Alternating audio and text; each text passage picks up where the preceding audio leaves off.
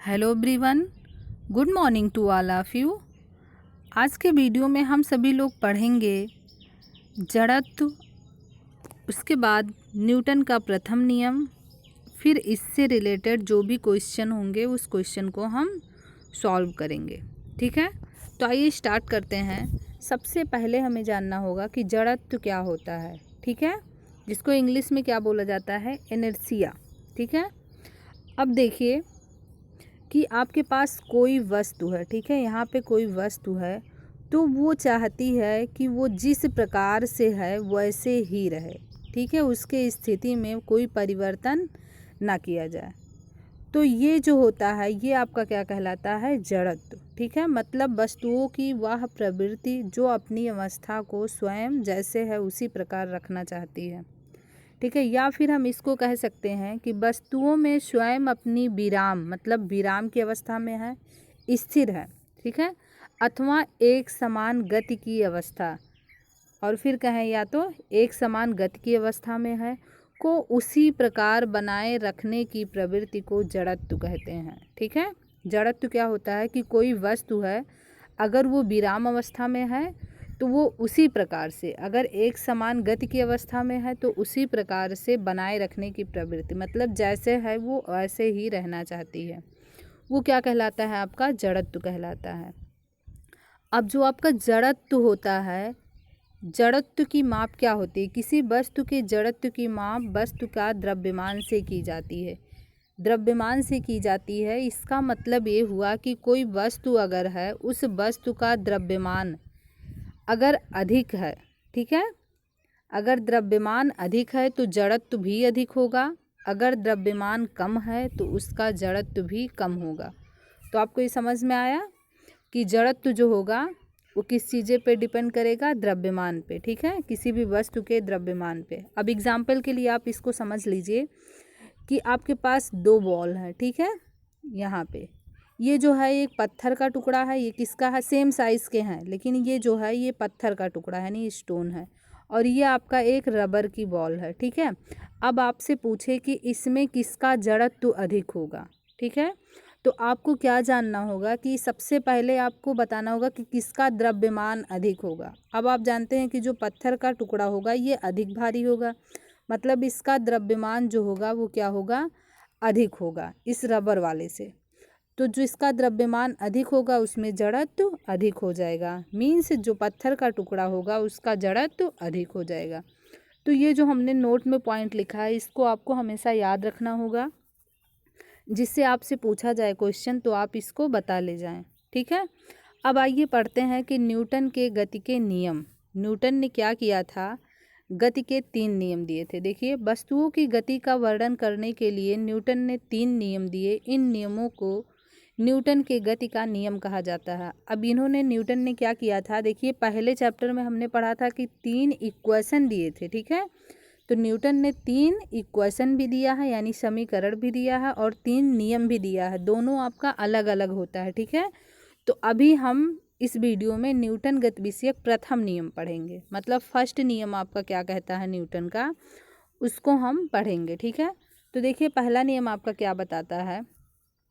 अब पहले नियम को आपका जड़त्व का नियम भी बोला जाता है, अभी देखेंगे आप क्यों इसको जड़त्व का नियम कहा जाता है। तो नियम आपका हो जाएगा, यदि कोई वस्तु विराम अवस्था में है तो वह विराम अवस्था में ही रहेगी, तथा यदि गति की अवस्था में है, यहाँ पे एक समान गति की अवस्था होगा, मतलब क्या, तथा यदि एक समान गति की अवस्था में है तो एक समान गति की अवस्था में ही रहेगी जब तक कि उस पर कोई बाह्य बल कार्य ना करे।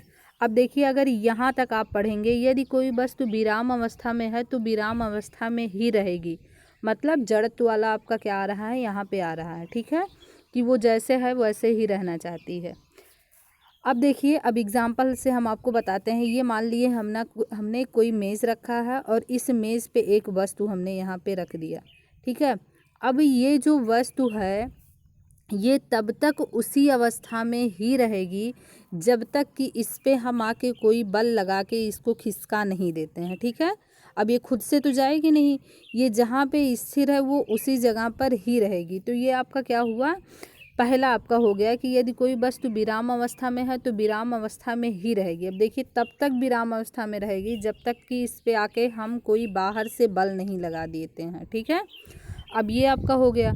अब दूसरा इसी में क्या कह रहा है सेकंड पार्ट में कि अगर वह एक समान गति से चल रही है तो तब तक वह एक समान गति में रहेगी जब तक कि उस पर कोई बाह्य बल नहीं लगाते हैं।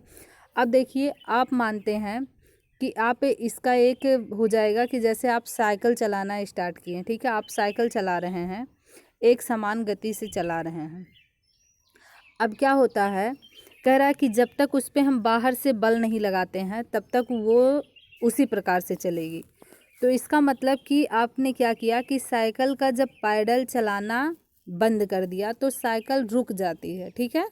जब पैडल चलाना आपने बंद कर दिया तो साइकिल रुक जाती है, लेकिन यहाँ पे तो आपको दिखाई नहीं दे रहा है ना कि हम बाहर से कौन सा बल लगा रहे हैं, ठीक है। लेकिन क्या होता है कि घर्षण बल के कारण और हवा के उससे वो जो साइकिल होता है वो रुक जाता है। तो यहाँ पे भी तो बाहर से आपका बल कार्य किया एक तरीके से, तो वहाँ पे वो आपका रुका। तो इससे रिलेटेड आपका एक क्वेश्चन भी इसमें पूछा है, तो उसका आंसर आप कर लीजिएगा।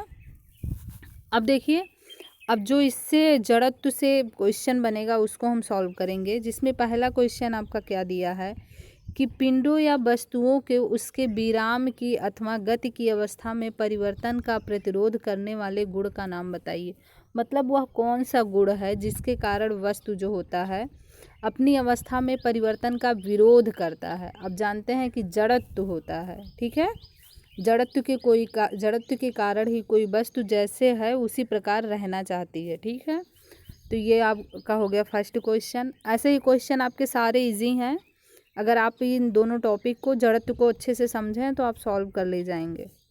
देखिए सेकंड क्वेश्चन क्या कह रहा है, वस्तु का जड़त्व किस कारक पर निर्भर करता है।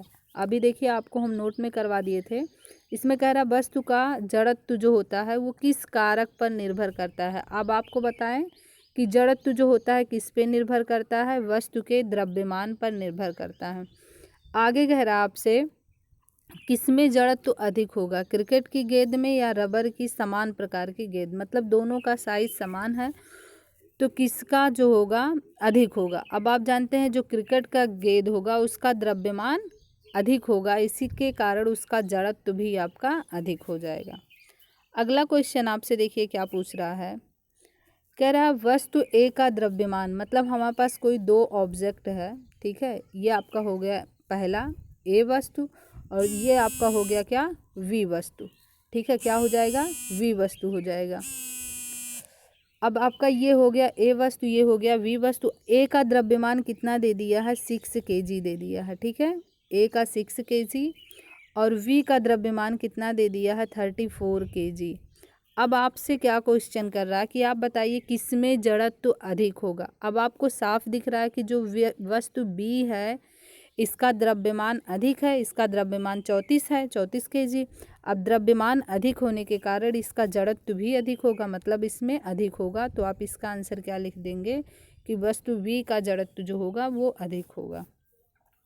अब अगला क्वेश्चन आपसे कह रहा है कि बस में यात्रियों के पीछे की ओर लुढ़कने की प्रवृत्ति क्यों होती है। अब आप जानते हैं ये चीज़ आप लोग फील किए होंगे कि जब आप कहीं गाड़ी में बैठे हैं तो वह जब एकाएक चलने लगती है गाड़ी तो आप क्या होता है पीछे की ओर लुढ़क जाते हैं, ठीक है।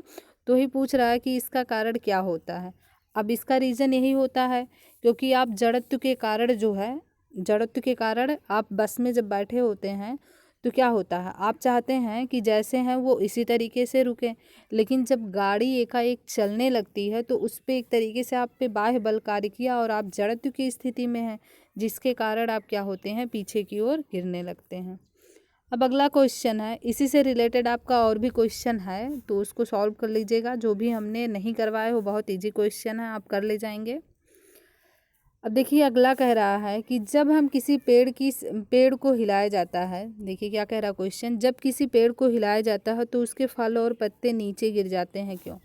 देखिए ये कोई आपका ऐसे कोई पेड़ हो गया, अब आप आए क्या करते हैं इसको आके पेड़ को हिलाने लगते हैं तो फिर क्या होता है इसके जो पत्ते होते हैं और फल होते हैं वो नीचे गिर जाते हैं। तो पूछ रहा है ऐसे क्यों होता है। तो देखिए क्या होता है कि जब आप आके इस पेड़ को हिलाने लगे, मतलब इसकी शाखा को या इस पेड़ को पकड़ के आप हिलाने लगते हैं, तो इसकी जो शाखाएं होती हैं उस पर आप इसको जब पेड़ को हिलाना स्टार्ट करते हैं तो उस पर एक बाह्य फोर्स लगाएं, बाह्य बल लगाएं, तो जिसके कारण इसकी जो शाखा होती हैं वो तो गति करने लगती हैं, लेकिन पत्ती और फल जो इसमें होते हैं वो स्थिर जड़त्व के कारण विरामावस्था में ही रहना चाहते हैं। तो विरामावस्था में रहना चाहते हैं जिसके कारण वो क्या होते हैं, नीचे गिर जाते हैं। तो ये आपका हो गया। ऐसे ही आपसे क्वेश्चन पूछा है कि किसी कंबल को जब पीटा जाता है तो उसके जो धूल के कण होते हैं बाहर क्यों निकल जाते हैं, तो आप बता सकते हैं इसका भी रीज़न यही होगा, जड़त्व के कारण ही ऐसा होता है। तो ये आपने पढ़ा जड़त्व एंड न्यूटन का पहला नियम, इससे रिलेटेड कुछ क्वेश्चन। अब अगले वीडियो में हम लोग सेकंड नियम पढ़ेंगे, फिर उससे रिलेटेड जो क्वेश्चन होगा उसको हम लोग सॉल्व करेंगे। तो यहाँ तक आप अपने कॉपी में नोट डाउन कर लीजिएगा। अगर किसी को कोई प्रॉब्लम है तो आप पूछ सकते हैं कमेंट करके।